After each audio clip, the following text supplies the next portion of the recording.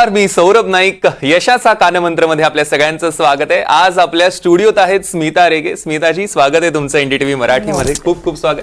आणि आता पुढे जाण्याआधी स्मिता रेगेंची अगदी थोडक्यात ओळख करून देतो. स्मिता रेगे या ईशा टूर्स या महाराष्ट्रातील पर्यटन क्षेत्रातील अग्रगण्य कंपनीच्या संचालिका आहेत.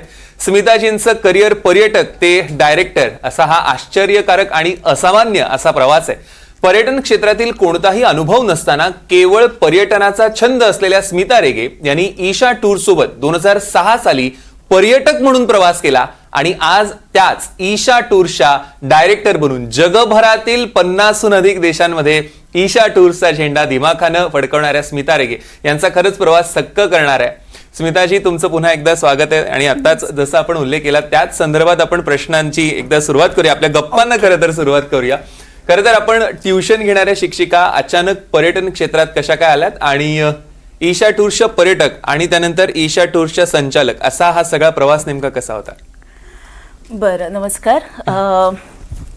खरं म्हणजे ट्युशन्स घेताना एक पर्यटक म्हणून म्हणजे मी लक्ष हा सिनेमा पाहिला होता ऋतिक रोशनचा. ओके. आणि त्याच्यातलं जे काही सीन्स होते ते बघण्याची खूप जास्त इच्छा झाली होती. म्हणून आम्ही फाइंड आउट केलं की कोण टूर्स ऑर्गनाईज करतं. आणि ईशा टूरचे संचालक आत्माराम परब तेव्हा NCPA ला त्यांचं एक फोटो एक्झिबिशन व्हायचं. म्हणजे over many years is been doing that. लडाखवर मेनली असायचं. तर ते एक्झिबिशन बघायला गेलो आणि मग ती जागा ऑब्व्हियसली आवडली आणि म्हणून 2006 साली मी पर्यटक म्हणून लडाखला गेले. ओके. पण लडाखचा निसर्ग एवढा सुंदर आहे, एवढा अप्रतिम आहे की तिथे जाऊन प्रेमात पडायलाच होतं त्या निसर्गाच्या. त्यामुळे ते केलं आणि आम्ही खूप एन्जॉय केलं. टूरवर खूप मजा आली. आणि मग 2007 मध्ये आत्माराम सरांनीच मला ऍक्च्युली विचारलं की कारण मी खूप बडबड करते, जनरलीच बोलायची आवड आहे. त्यामुळे त्यांनीच मला विचारलं की को लीडर म्हणून लडाखला येणार का. अरे वा. हा. सो म्हणून लडाखला फुकट फिरायला मिळेल ह्या एका ह्याच्यावर मी हो म्हटलं त्यांना. 2007 साली को लीडर म्हणून गेले त्यांच्या. आणि मग त्याच्यानंतर आय हॅव ऑलवेज बीन, त्याच्यानंतर तो प्रवास सुरू झाला म्हणायला हरकत नाही. आता ऑलमोस्ट 78 टाइम्स झालाय लडाख. अरे बापरे. It has been a beautiful. तुम्ही आताच म्हणालात की 78 वर्ष झाली आणि मला एक खास गोष्ट कळली. म्हणजे 78 वेळा प्रवास झालेला आहे लडाखला आणि एक खास गोष्ट मला कळली ती म्हणजे 18 वेळा तुमचा वाढदिवस पण बहुतेक तिकडे साजरा झालाय. करेक्ट? त्यामुळे त्या जागेशी तुमचं एक खास नातं तयार झालं असेल. काय सांगाल त्या नात्याबद्दल? कारगिल विजय दिवस ऍक्च्युली 25 जुलैला असतो. 25 आणि 26 जुलैला असतो. तर कोइन्सिडेंटली माझा वाढदिवस 25 जुलैचा आहे. त्यामुळे वर्षानुवर्ष आम्ही 25 जुलैची टूर घेऊन कारगिलला जात आलोय. आणि बिकॉज कारगिल विजय दिवस हे औचित्य साधून लडाखला, कारण आर्मीचं एवढं प्रस्थ आहे, तर खूप सुंदर आपल्याला इंटरॅक्शन करता येतं सोल्जर्स बरोबर. तेव्हा म्हणजे अदरवाईज पण बाकीच्या टूर्सवर पण करता येतं, पण त्या दिवशी ते जास्त स्पेशल असतं. म्हणून बरीच लोक असतात त्या टूरवर. आणि त्यामुळे आम्ही नेमके 25 जुलैला आम्ही सोनमर्गहून आमचा प्रवास सुरू करतो. ओके. त्यामुळे गेले कित्येक वर्ष हा माझा वाढदिवस 25 जुलैचा कारगिल विजय दिवसच्या निमित्ताने तिथे साजरा होतो. आणि मग तो पुढचे 4, 5, 6 दिवस अख्ख्या टूरवर चालूच असतो. कारण सगळ्यांनाच एक हॉटेल, इतक्या वर्षांचे सगळ्यांशी एवढे संबंध छान झालेले आहेत की everyone wants to do that. म्हणजे अनेकांचं स्वप्न असतं लडाखला जाणं. तुमचे वाढदिवस साजरे होतात. खरंच नाही, पण ह्या सगळ्यात एक महत्वाचा प्रश्न म्हणजे जर आपण पर्यटन क्षेत्र बघितलं तर साधारण एक पुरुष प्रधान असलेलं असं क्षेत्र आहे. त्यात एक महिला म्हणून तुम्हाला काय आव्हानं वाटतात? आत्ता बऱ्यापैकी सगळं सुरळीत झालंय. पण सुरुवातीला जेव्हा 2006-07 मध्ये जॉईन केलं तेव्हा असं माझ्या ऑफिसमध्ये लडाखसाठी कॉल्स आले. कारण तेव्हा आम्ही ॲज ईशा टूर्स आम्ही फक्त लडाख करायचो, मेनली लडाख करायचो. आणि लडाख हे ॲडव्हेंचर डेस्टिनेशन म्हणून फेमस होतं. It was never non for family tourism. तर बऱ्याचदा असं व्हायचं की लोक कॉल करायची ऑफिसमध्ये आणि मग मी उचलला फोन, बोलायला सुरुवात केली की लडाखला जायचंय, कोणी दुसऱ्याशी बोलू शकतो का, हा प्रश्न म्हणजे इकडनं मुंबईहूनच सुरू व्हायचा की लडाखची माहिती एखादी बाई कशी देईल, असं बऱ्याचदा व्हायचं. इवन नंतर मी जेव्हा टूर लीडर म्हणून जायला लागले तर तेव्हाही हे बऱ्याचदा व्हायला लागलं की आत्माराम सरांना लोकांनी बऱ्याचदा विचारलं की अरे म्हणजे एका बाईला पाठवते तुम्ही टूर लीडर म्हणून, एका स्त्रीला पाठवते, हाऊ डज इट वर्क. पण आय थिंक नंतर मग ओव्हर द इयर्स आम्ही जाऊन जाऊन लोकांशी बोलून आणि एकदा भेटल्यावर त्यांना तो कॉन्फिडन्स येऊ लागला की आपण हे करू शकतो, म्हणजे मी हे करू शकते. प्लस मला वाटतं एक ॲडव्हान्टेज मला असा होता की मी लडाखपासून सुरुवात केल्यामुळे लडाखी लोक खूप छान आहेत, म्हणजे अच्छा. तिकडचे हॉटेलवाले म्हणा, ड्रायव्हर्स म्हणा, कारण हे सगळेच ना मेन मुंबईपेक्षा तिकडचा ट्रान्सपोर्ट, तिकडचं जे काही लॉजिस्टिक्स असतात ते सगळे पुरुष प्रधान सगळंच होतं. सुरुवातीला सगळ्यांचे इगो थोडेसे दुखावले जायचे की ही आम्हाला सांगतेय किंवा थोडे डायरेक्शन्स चेंज करायचे आहेत, काही गोष्टी बदलायच्या असतील, पुढे मागे करायचं असेल तर तेव्हा सुरुवातीला यायचं. पण नंतर I think over the years एवढ्यांदा जाऊन आता एवढा असा घरोबा झालाय ना की आता म्हणजे असं ते राहिलं नाहीये. आता एकेकाळी मी त्यांना दादा म्हणायचे, आता जे ज्युनियर ड्रायव्हर्स आलेत किंवा नवीन हॉटेल्स आलेत ते लोक मला ताई करून आम्ही एकदम it has become like a very nice family. आणि कदाचित ह्याचमुळे म्हणजे मला कळलं की तुम्हाला आणि आत्माराम परब, ईशा टूर्स आणि आत्माराम परब यांना the true friends of Ladakh या सन्मानित. त्याबद्दल काय सांगाल? आम्ही बरीच वर्ष लाईक आता 2006ला मी जॉईन झाले, 6-7ला, पण आत्माराम सर तर 1995 पासून जात आहेत. म्हणजे त्यांनी युथ हॉस्टेलच्या तर्फे बऱ्याच टूर्स केल्या. 1995ला पहिली बाईक एक्सपिडिशन केली होती, त्याच्यानंतर युथ हॉस्टेलच्या तर्फे गेले. 2003 मध्ये आम्ही ऑफिशियली ईशा टूर्सचा त्यांनी स्टार्ट केली होती.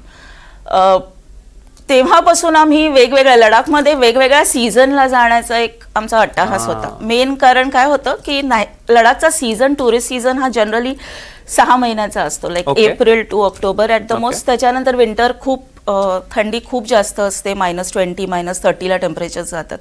तर आम्ही तेव्हाही पर्यटन कसं चालू ठेवता येईल ह्याचा आम्ही विचार करत होतो कॉन्स्टंटली, की विंटरमध्ये आम्ही विंटर लडाख सुरू केली. आता चादर ट्रेक खूप फेमस झाले, पण चादर ट्रेक कशी थोडी ॲडव्हेंचर असते, सगळ्यांनाच 8-10 दिवस त्या थंडीत पेलवेल असं नाहीये. So we do a very short tour, आम्ही 2 दिवसाची करतो. सो ज्याच्यात एक्सपिरियन्स म्हणून लोकांना तो खूप छान मिळतो. असा गोठलेल्या नदीवर चालायचं, त्याच्यावर झोपायचं, म्हणजे त्याच्यावर अशा मस्त सॅक्स घालून ह्याच्या बॅग्स घेऊन झोपतो, म्हणजे -20 -30चं टेम्परेचर बेअर करू शकाल असं अशा हे असतात, स्लीपिंग बॅग्स असतात. आणि मजा असते म्हणजे गोठलेल्या नदीवर झोपतो आणि खालून तुम्हाला, कारण नदी वरून गोठली तरी खालून नदी वाहत असते, सो त्याचा तो एक असा एक वेगळा आवाज येतो आणि तो the whole experience is very thrilling. आणि तो असा 2 दिवसासाठी लोक खूप एन्जॉय करतात instead of the proper 8 day thing. So ते आम्ही केलं. लडाखमध्ये एप्रिलमध्ये ॲप्रिकॉट ब्लॉसम होता, जपानचं चेरी ब्लॉसम आपण खूप करतो, पण आपल्या देशात एक वेगळा असा ॲप्रिकॉटचा blossom, very similar to the Japanese cherry blossom. आणि लडाखच्या स्काईज एवढ्या सुंदर आहेत की त्याच्यात तो त्या ॲप्रिकॉट ब्लॉसमच्या ह्याच्यात तो खूप असा रंग खूप छान होतो. सो आम्ही तो सीझन सुरू केला. प्लस लडाखमध्ये 2010 मध्ये एक ढगफुटी झाली, तर तेव्हा आम्ही आमच्या पर्यटकांनी, आम्ही सगळ्यांनी मिळून तिथे खूप आर्थिक सहाय्य केलं होतं. आम्ही आताही तिकडच्या बऱ्याच शाळा, आम्ही 2 शाळा त्याचं एड्युकेशन सपोर्ट करतो मुलांचं, असं शैक्षणिक पालकत्व ठेवलेलं आहे, आम्ही घेतलेलं आहे. आणि over the years we have been doing वेगवेगळे असे सोशल उपक्रम चालू ठेवले आहेत आम्ही लडाखमध्ये. सो नुसतं टुरिझम, नुसता पैसा घ्यायचा किंवा असं नाही आहे, इट इज वी हॅव देणं लागतो त्या जागेला, म्हणून ते ठेवलंय. सो त्यामुळे लडाख बुद्धिस्ट असोसिएशनने हे दलाई लामाजींशी सरांची भेट, आणि मला विचारायचं तुम्ही एका पंक्तीत जेवलाय असं मला कळलं. सो त्यांच्याबरोबर जेवण्याची संधी मिळाली आहे मला. सो आपण तो कसा होता एक्सपिरियन्स, म्हणजे त्यांच्यासोबत अनेक लोकांना भेटायचं असतं, तुम्ही प्रत्यक्ष पंक्तीत जेवलात? हो. सो त्याच्यासाठीच एक कार्यक्रम होता, where a lunch was organised, आणि आम्हाला त्याचं स्पेशल इन्व्हिटेशन मिळालं होतं. सो सर नव्हते, आम्हाला दोघांनाही होतं, आत्माराम सर तेव्हा प्रेझेंटला होते. सो म्हटलं चला इसी बात, खूप छान एक्सपिरियन्स मिळाला. बरं, एक मी ऐकलं ईशा टूर्स बद्दल, ते म्हणजे ऑफबीट पर्यटन स्थळांवर फार तुम्ही केलेलं, म्हणजे 50 पेक्षा अधिक देशांमध्ये ऑफबीट पर्यटन स्थळ म्हणून तुम्ही ते सगळं ऑर्गनाईज करतात. त्याबद्दल ऐकायला आवडेल, कारण हे वेगळं आहे थोडं. आम्ही जनरली आमचं घोषवाक्यच आहे म्हणायला हरकत नाही, तर आम्ही गर्दीसाठी नाही तर दर्दी पर्यटकांसाठी टूर ऑर्गनाईज करतो, हे आम्ही आमचं ठेवलंय. कारण आता लडाखमध्ये तरी खूप लोक जायला लागली किंवा आता बरेचशी पर्यटन स्थळं तशी ओपन अप झाली आहेत, पण तरी अजूनही स्टँडर्ड असं सिंगापूर, मलेशिया असेल किंवा दुबई असेल, हे आम्ही पॅकेजेस नाही करत, म्हणजे सरळ नाही म्हणून सांगतो. पण त्याच्याऐवजी म्हणजे बोर्निओ नावाचं एक बेट आहे मलेशियाकडे. So Okay. कोणीच ऐकलेलं पण नसतं. It is famous for the orangutans आणि पिग्मी एलिफंट वगैरे असे काहीतरी वेगळं आहे जे तुम्हाला नॉर्मल नाही, दुसरीकडे नाही बघायला मिळत. सो ते स्थान आम्ही जास्त ते आयलंड आम्ही जास्त प्रमोट करतो. मे बी केनिया म्हटलं की लोकांनी मायग्रेशन पिरियड धरून ठेवलाय की केनियाला जायचं तर मायग्रेशनच बघायचं, पण नाही, आम्ही मे महिन्यात केनिया करतो आणि केनिया सोबत तांझानिया करतो, कारण तांझानियाला तेव्हा मायग्रेशनची सुरुवात झालेली असते. सो ॲनिमल्स जमा होत असतात. सो कमी खर्चात पण होतं, एक वेगळा देश बघायला मिळतो आणि असे 2 देश एकत्र करून ते बघायला मिळतं. सो अशा छोटे छोटे गोष्टी आहेत ज्या आम्ही म्हणजे सगळ्यांनी चाललेल्या वाटा न करता थोडंसं वेगळं काहीतरी करता येईल का नेहमीच. एक्साइटिंग आहे हे सगळं हे, आणि ऑफबीट पर्यटन सुद्धा फारच एक्साइटिंग आहे. आणि अर्थात लडाख प्रवास तर म्हणजे तुमचा तर तो फोर्टेच आहे, त्यात तर तुम्ही आहात. त्यामुळे जसं ते ट्रू फ्रेंड ऑफ लडाख असं तुम्हाला आणि ईशा टूर्सला सगळ्यांना म्हणतात. आत्माराम परब यांचं, ईशा टूर्सचे जे संचालक आहे, त्यांचं लडाख प्रवास हे पुस्तक पण जे फार खरं तर प्रसिद्ध आहे आणि त्याचं इंग्रजी भाषांतर तुम्ही केलेलं आहे, राईट? सो ते त्याचं कसं काय आव्हान पेललं?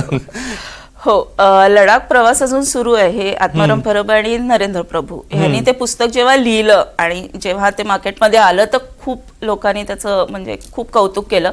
खूप सुंदर त्याच्यात इमोशन, स्टोरी सगळं खूप छान होतं. तर तेव्हा असं लक्षात आलं की ह्याचं जर आपल्याला जास्त लोकांपर्यंत पोचवायचं असेल तर, कारण अमराठी लोक मुंबईतल्या मुंबईत पण आहेतच, नुसतं मराठी, कारण ते पुस्तक मराठीत असल्यामुळे त्याचं टार्गेट ऑडियन्स खूप कमी होत होतं, वाचणाऱ्यांना खूप कमी. सो सगळेच विचारायचे की अरे इंग्लिश में है या हिंदी में है क्या. म्हणून मग आम्ही विचार केला की इंग्लिश एक ट्रान्सलेशन अडॅप्टेशन करायला पाहिजे. पण ज्यांना दिलं होतं तर त्याच्यात बऱ्याच असं नोटीस झालं की ते बऱ्याच असं गुगल ट्रान्सलेटर सारखं होत होतं. तर म्हणजे अगदी इंग्लिश वाचून आपल्याला मराठी स्टेटमेंट काय आहे ते कळेल असं. आणि मग कोविड आलं. सो कोविडला एनिवे सगळे फ्री होते, घरी होते. तेव्हा मग मी विचार केला की वाय नॉट डू दिस. ते अख्खं पुस्तक मी तेव्हा बसून ते ट्रान्सलेट करून, आणि रघुनाथ माशेलकरांच्या हस्ते आय थिंक अमेरिकेला रघुनाथ माशेलकर सरांच्या हस्ते त्याचं उद्घाटन हे झालेलं. खूप स्पेशल गोष्टी आहेत एकूणच ईशा टूर्स बद्दलच्या. म्हणजे हे असेल रघुनाथ माशेलकरांच्या हस्ते असेल किंवा दलाई लामांसोबत तुमची भेट, आणि अजून एक जे प्रत्येक भारतीयाचं स्वप्न असतं, सचिन तेंडुलकरला भेटायचं. तुम्ही सचिन तेंडुलकरांच्या कुटुंबियांसाठी अख्खी टूर अरेंज केलेली. काय एक्सपिरियन्स, विलक्षण अनुभव असेल तो, ऐकायला आवडेल. खूप खूप छान होता. आमचे एक मित्र आहेत, आमच्याबरोबर खूप टूर्स केलेत, विवेक पालकर म्हणून. तर ते सचिनचे खूप क्लोज फ्रेंड आहेत, सचिन तेंडुलकरचे. तर त्यांनी आम्हाला ते सांगितलं की बरेच वर्ष लडाखची प्लॅनिंग चालू होती ऍक्च्युली, पण ते काही जमत नव्हतं. सो मग त्यांनी आम्हाला गाठ घालून दिली आणि आम्हाला असं खूप असं होतंय की त्यांनी आमच्याबरोबर टूर केली. म्हणजे आम्ही केली त्यांच्यासाठी, organise is a very different thing, पण he chose us to do this was also equally important. पण त्यातले काही प्रवासातले किस्से किंवा काही? हा, म्हणजे अजूनही सचिन तेंडुलकरचा जो काही दबदबा आहे म्हणायला हरकत नाही. म्हणजे फॅन फॉलोईंग जे असतं, आपण बरेच वर्ष आपण त्यांना सर्कलच्या बाहेरून बघितलंय की ते आहेत आणि त्यांचं सिक्युरिटी. या वेळेला आम्ही आतल्या बाजूला होतो. सो क्राऊड कंट्रोल करा आणि लोकांचं म्हणजे त्यांची एंट्री इंटू गुवाहाटी एअरपोर्ट, जेव्हा लोकांना कळलं की ते फ्लाईटमध्ये आहेत, तर लहान मुलांचा ग्रुप होता आणि त्यांनी गुवाहाटी एअरपोर्टला लगेज कलेक्ट करून थांबले होते. आणि सचिन आल्यावर ते टिपिकल सचिन सचिन करून, म्हणजे असं नुसतं just to be there also असं अंगावर काटा आला, to just experience the whole thing. किती दिवस होतात तिथे? जनरली अराउंड 6 दिवस, 6 ते 7 दिवस. सो शिलाँग आणि काझीरंगा अशी 2 ह्याच्या डेस्टिनेशन्सची होती. आणि खूप म्हणजे माणूस म्हणून तर अगदीच ग्रेट आहेत. त्यामुळे असं अजूनही डाऊन टू अर्थ आहेत. बोलणं त्यांच्याशी अजूनही म्हणजे आपल्याला एक संवाद साधता येतो, बोलता येतं. आणि लोक एवढं फॅन फॉलोईंग असताना ते सगळ्यांना असे म्हणजे ना सगळ्यांना असे सांगायचे की तुम्ही आता उभे राहा, मी येतो तिथे आणि फोटो काढतो. म्हणजे असं गर्दी करा किंवा मला नाही मिळाला, तुला नाही मिळाला. तर दॅट वॉज असं शिकण्यासारखं होतं की एवढा ग्रेट माणूस पण येऊन शेवटी he had made a rule की प्रत्येकाला फोटो द्यायचे. तर असे ते तुम्ही 4 लोक उभे राहा, मग ते स्वतः तिथे जायचे, हां आता फोटो काढा, मग तिथे 4 लोक आहेत त्यांच्याबरोबर फोटो काढा. So it was like a very small thing. पण लोकांसाठी ते, कारण प्रत्येकाला मग फोटो मिळाला. करेक्ट. पण सचिन बरोबर. अगदी अगदी. आणि मग असे अजून कुठले सेलिब्रिटीज सांगू शकता की ज्यांनी तुमच्या सोबत टूर केलेली आहे किंवा प्लॅन करून घेतलंय? असे तर आहेत बरेचसे. सो समीर चौगुले आहेत, अरे वा. त्यांनी केरळ केलंय, लडाख तर केलंच आहे. अभिजित खांडकेकर आहेत, सई तामणकर आहेत मराठी सिनेसृष्टीतले घ्यायचे म्हटले तर. आम्ही मध्ये पिक्चर हे केला होता, मूवीची शूटिंग पण झाली होती. कुलकर्णी चौकातला देशपांडे म्हणून एक होता, आणि आता गुलकंद हल्लीचा लेटेस्ट हिट आहे, तर त्याचं पण आहे. पण लडाख म्हटलं की आव्हानं असतात, म्हणजे आता तुम्ही फार सवयीचे झालात त्या आव्हानांना, पण एक लेमॅन जेव्हा बाहेरून बघतो तेव्हा आव्हानं. तर तुम्हाला टूर मॅनेज करताना काय काय आव्हानं आली, किंवा लडाखमध्ये सगळ्यात मोठं आव्हान काय होतं आजपर्यंतच्या एवढ्या अनुभवात?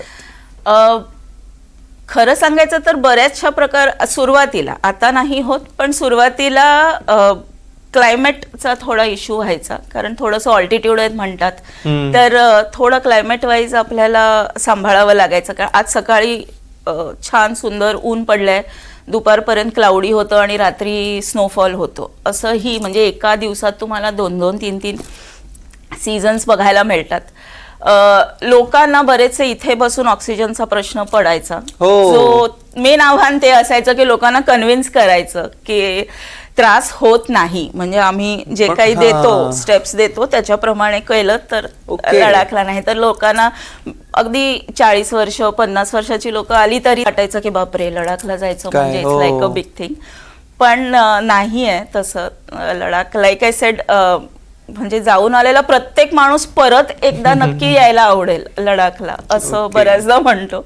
त्यामुळे आणि आमच्याबरोबर आलेली बरीच लोकही रिपीट केलेली आहेत की एकदा जाऊन मन नाही भरत त्या जागेवर. नाही, ते लडाखचे कॅनव्हासच इतके कमाल असतात ना, काय म्हणजे प्रश्नच नाही. पण म्हणजे जसं बघायचं झालं की लडाख हा एक स्वतंत्र अनुभव आहे, आणि तुम्ही ऑफबीट डेस्टिनेशन पण करता, आणि म्हणजे तुम्ही म्हटलं तसं की ऑफबीट वेळांमध्ये पण लडाखला तुम्ही घेऊन जाता. सो बेस्ट टाइम कुठला लडाखला जाण्याचा तुमच्या मते? Generally like I said April to October असतोच, पण जुलै आणि ऑगस्ट जर बघितलात तर त्याच्यात सगळ्यात बेस्ट होतो, कारण वेदर वाईज थोडं समर आहे तिकडे. छान फ्रेश फुलं आणि फ्रेश फ्रुट्स खायला मिळतात. ॲप्रिकॉट जो आपल्याकडे मिळतच नाही किंवा आपल्याकडे ड्राईड मिळतो, तो तिथे त्या जमान्यात, म्हणजे आपल्याकडे आता म्हणजे एप्रिल मे मध्ये कैऱ्या आणि आंबे कसे झाडांना भरभरून लगडलेली झाडं असतात, तसे तेव्हा आपल्याला तिथे ॲप्रिकॉट्स मिळतात खायला. आणि तो एक एक्सपिरियन्स खूप वेगळा असतो. म्हणजे आम्ही लोकांना सांगतो की काही नाही तर डब्बा भरून ॲप्रिकॉट्स 2 किलो घेऊया, कारण that is something you will not get here or anywhere else. त्यामुळे तो एक अजून एक मस्त अनुभव आहे. आणि लडाखच्या फूड बद्दल आपलं ह्याच्यात फारसं बोलणं नाही झालं. लडाखचं फूड नेमकं कसं आहे, किंवा काय प्रामुख्याने तिथे खाल्लं जातं?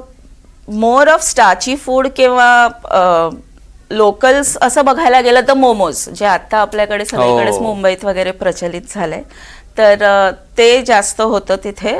त्यांचा स्वतःचा एक थुक्पा नावाचा एक सूप काइंड ऑफ प्रकार असतो भाज्यांचा, तो होतो. पण बरंचसं नाही तर चायनीज साईडला जाणारं आहे, किंवा स्टार्ची फूड जास्त खाल्लं जातं तिथे.